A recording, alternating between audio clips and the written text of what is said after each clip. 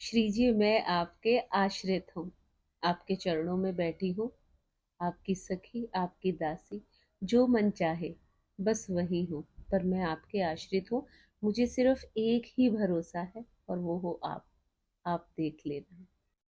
कुछ ऐसा ही भाव मुझे भी आने लगा जब 2024 में ऐसा लगा मानो श्री जी ने मुझे चुन लिया हो। बहुत ही सुंदर और सरल लीला मेरी श्री जी ने करी जब मैंने श्री प्रेमानंद जी महाराज के श्रीमुख से सुना, वो भरोसा नहीं तोड़ती, वो हमारी श्री जी हैं, वो भरोसा नहीं तोड़ती। और हाँ जी, श्री जी ने इस बात को पूर्ण रूप से सत्य किया। तो बात है 2024 दिसंबर की। हम लोग वृंदावन गए। वहां पे जाकर के एक अलग ही अनुभूति होती है, ऐसा होता है मानो पागल से ही हो गए हैं। पर ठंड बहुत थी और श्री जी ने बुलाया था, श्री जी ने इंतजाम किया था।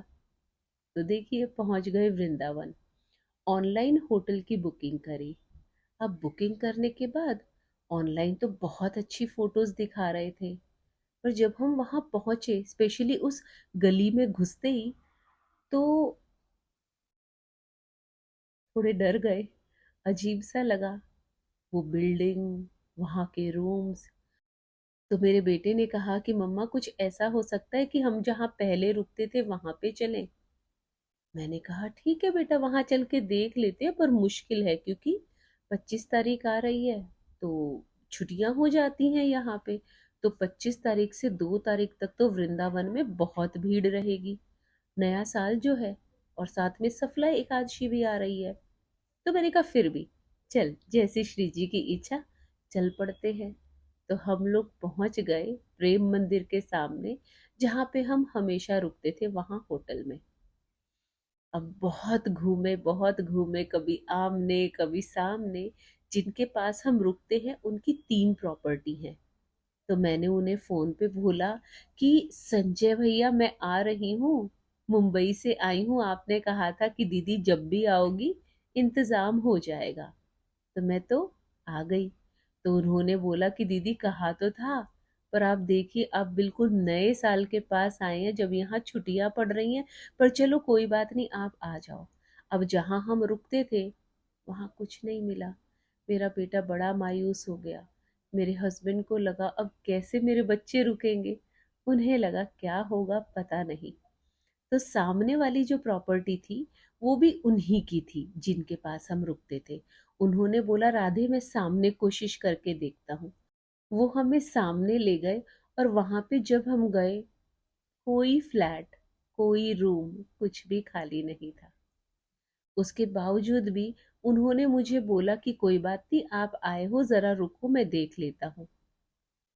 45 मिनट की इंतजार के बाद उन्होंने मुझे मना कर दिया।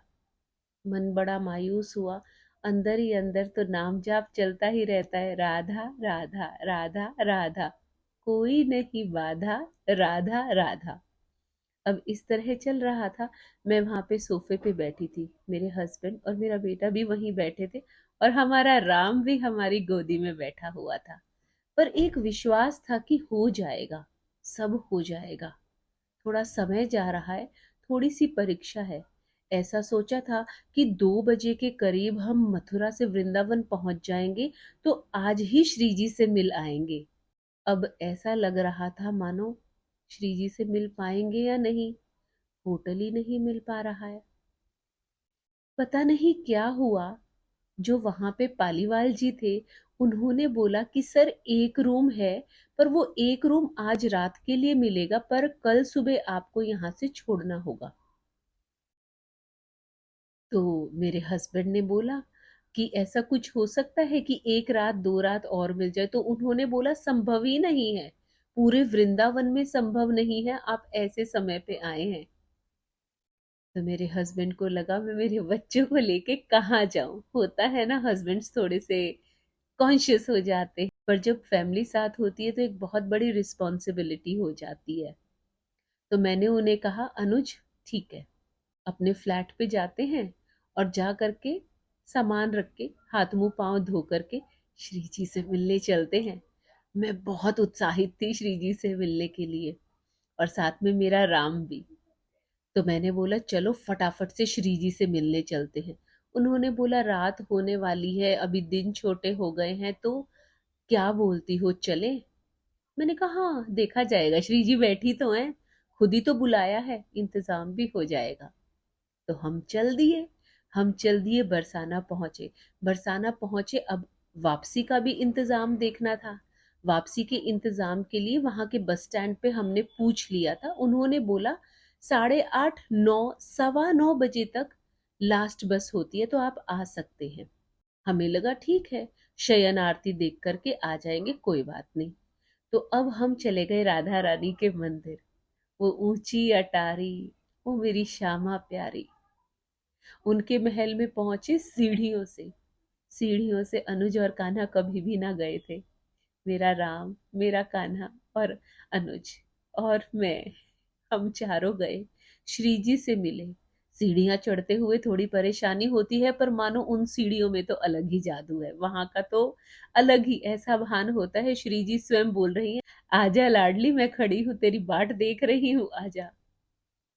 गए, लाडली जो सरकार से मिले, सिर्फ एक ही बात बोलती रही, राधे मुझे तुम पे भरोसा है, मैं तुम्हारे आश्रित होकर आई हूँ, मेरा परिवार तुम्हारे चरणों में बैठा है, तुम देख लेना। कुछ भी नहीं, और कुछ नहीं मांगा, बस। अलग ही अनुभव था मंदिर का, अलग ही भाव थे मंदिर में। कोई सोहनी सेवा में है तो कोई दिया कर रहा है। लाडो ने बिल्कुल अपने गर्भगृह में बुला लिया। सुंदर चुनरी दी, प्रसाद दिया, पान का बीड़ा दिया, अ, और जो इत्र होता है वो इत्र भी दिया। बहुत अद्भुत अनुभव हुआ। पर दिमाग में होटल, होटल, फ्लैट कुछ तो मिलेगा। खैर कोई बात नहीं। अब जब हम नीचे उतर कर आए तो 8:15 हुए थे। तो वहां पे जूतों की सेवा में दो राधे बैठी थी।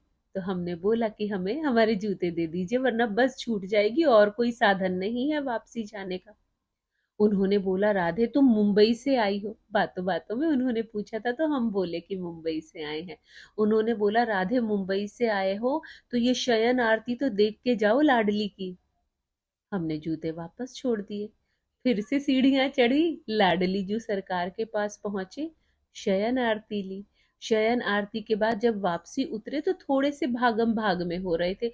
उन्होंने बोला कोई चिंता करो मत, लाडली जू के पास आए हो, वो खुद देख लेंगी, तुम्हें बस मिल जाएगी। चिंता यही थी, अंधेरा हो चुका था, ठंड बढ़ रही थी, धुंध गिर रही थी। हम उतरे, हमारी बहुत सारी सीढ़ियां उतर के हमने कुछ भी ना खाया। हमें लगा सबसे पहले बस हमें मिल जाए, उसके बाद हम जाएंगे। अब हम जल्दी जल्दी बस स्टैंड पहुंचे। वहां पे देखा कोई बस नहीं खड़ी, सिर्फ एक ही बस थी, मथुरा की। अगर मथुरा की बस में बैठ भी जाते तो वृंदावन कैसे आते? रात को टमटम मिले ना मिले, वो जो ई रिक्शा होती है। तो लगा क्या करे राधे, अंदर ही अंदर सवाल चल रहा। तो एक रिक्शा वाला वहां पे खड़ा था, उसने सारी रिक्शा को प्लास्टिक से ढका हुआ था और अंदर ही अंदर बहुत सारे लोग बैठे थे। उसने हम तीनों को भी फंसाना चाहा। मेरा राम तो एकदम थोड़ी सी जगह में आया, पता नहीं घबराहट हो रही थी उसमें बैठकर। मैंने मन ही मन बोला, श्री जी ये क्या हो रहा है? पहले होटल में परेशानी आई, अब यहाँ से वापसी जाने में दिक्कत आ रही है। आप देख तो रही हो ना। पता नहीं कहाँ से एक ओमनी वाला आ गया, सामने खड़ा हुआ, सामने खड़ा होके बोलने लगा वृंदावन वृंदावन वृंदावन वृंदावन। हम भाग के उतर के उसमें गए। तो जो रिक्शे वाला था उसने बोला कि राधे ये जो मुंबई वाले हैं ना, इनको बीच वाली सीट दे देना, और 4 जन मत है ना बिठाना, ये खुद से ही 4 हैं, ये 4 के पैसे दे देंगे, या जो भी आपने लेना हो ये दे देंगे, पर बीच वाली सीट में बिठा लेना और 3 जन को ही बिठाना। हालांकि हमारा उनसे कोई भी रिश्ता नहीं था, फिर भी उन्होंने हमारे लिए ओमनी वाले को बोला। अनुज ने राधा रानी का बहुत आभार किया, क्योंकि हम डर रहे थे कि कान्हा बीमार हो जाएगा। राम को तो ढक लेंगे, और कान्हा, कान्हा को खांसी जुकाम बुखार हो गया तो वृंदावन में कैसे घूम पाएंगे। राधा रानी ने सब इंतजाम कर दिया। हम लोग उस ओमनी में बैठे और 1 घंटे में उन्होंने हमें प्रेम मंदिर छोड़ दिया। प्रेम मंदिर छोड़ दिया तो ऐसा लगा चलो होटल चलते हैं। फिर लगा चलो खाना खाकर ही होटल चल लेते हैं। फिर वहां से हम होटल चल पड़े। होटल चले तो बीच में दूध वाले भैया आ गए। उन्होंने बोला गरम गरम दूध पी लीजिए। अपने राम के लिए दूध लिया, कान्हा ने वहीं पे खड़े होके दूध पिया, अनुज ने भी। अब अनुज के दिमाग में एक ही सवाल, जब ओमनी में बैठे थे तो भी, जब उतर गए तो भी, जब ब्रिजवासी में भोजन पा रहे थे तो भी, और जब वहां दूध पी रहे थे तो भी, होटल का हो पाएगा क्या? क्या वो कल के लिए रूम देगा? और कोई चिंता नहीं मुझे, सब हो जाएगा। लाडली साथ हैं, बेफिक्र रहो, सब हो जाएगा। राम के होते हुए हम पे कोई आ जाए विपत्ति, ऐसा इस जन्म में तो ना हो पाएगा। पता नहीं ये विश्वास, ये भरोसा कैसे आ गया। कुछ नहीं पता ये सब कैसे हुआ, ये भाव, ये अनुभव, ये अनुभूतियां कैसे होने लगी, कुछ नहीं मालूम था। पूजा पाठ तो बचपन से ही कर रही थी, पर अब जो भाव श्री जी दे रही हैं वो कभी ना था। अब होटल चले। होटल चले तो अंदर गए तो अंदर पालीवाल जी मिले। उन्होंने बोला सर आप कल भी यहाँ रह सकते हैं। अनुज हैरान और मैं खुश। मुझे तो पता ही था, ये होना ही था, ये होना ही था, ये संभव ही था। असंभव को संभव कर देने वाली हमारी ठकुराइन जो ब्रह्मांड की स्वामिनी है, वो संग में है। उन्होंने खुद न्योता दिया है, खुद से बुलाया है। ओमनी कहाँ से आ गई? हम तो टेम्पू में बैठ गए थे, वो जो ई रिक्शा थी जिसमें मैं बहुत भयभीत हो रही थी कि मेरे बच्चों को ठंड लग जाएगी। ओमनी कहाँ से आ गई इतनी रात को? वो भी हो गया। होटल का इंतजाम, रूम मिल जाएगा, सब कर दिया। अगले दिन सुबह हुई। सुबह हुई, हम लोग नीचे आए। नीचे आए तो अनुज ने उनको पेमेंट किया आगे के दिनों के लिए। तो उन्होंने बोला कि राधे आप यहाँ पे 2 दिन 3 दिन 4 दिन जितने दिन भी रुकना चाहते हैं अब आप रुक सकते हैं। बंगलो भी खाली है और फ्लैट भी खाली है।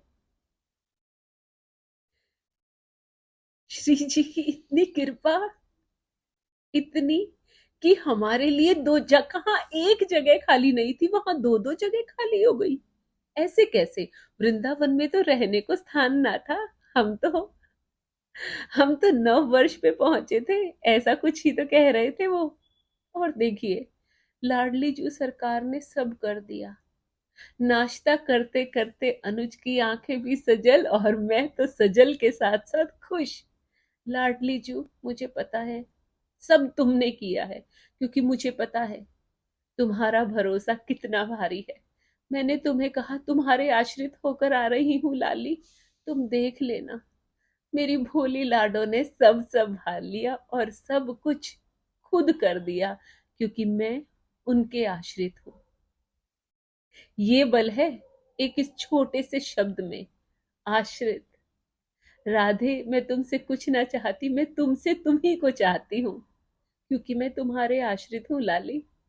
छोटी से छोटी चीज को वो देख लेती हैं, कैसे नहीं पता और जानना भी नहीं है, क्योंकि मैं अपनी लाडो के आश्रित हूँ। मुझे मेरी लाडली जो सरकार का बल है, वो हमेशा मेरे अंग संग है। उनका नाम मेरे दिल में धड़कन के साथ चलता है। कोई बोले धड़कन कैसे बोलती है, बोले धक धक बोलती है। कोई राधे रानी की सखियों से पूछे धड़कन कैसे बोलती है, राधा राधा ऐसे बोलती है। तो कैसे ना लाडली जू आए और हमें संभाले, क्योंकि उन्हें पता है हमें उनका बल है, हम उनके आश्रित हैं। तो एक छोटे से शब्द में लाडली जू सरकार ने इतनी बड़ी कृपा मुझ पे और मेरे परिवार पे करी, और वो ही हर समय बरसाती रहती हैं। कोई काम नहीं रुकता, अगर रुकता है तो खुद ही समझा भी देती हैं, तेरे भविष्य के लिए सुखदाई ना है, खुद ही समझवा देती हैं। कोई सखी के द्वारा कोई रील्स आ जाती हैं, कोई वीडियो आ जाती है और वहां पे जवाब दे देती हैं। ऐसी है हमारी लाडली जू सरकार। जय जय श्री राधे।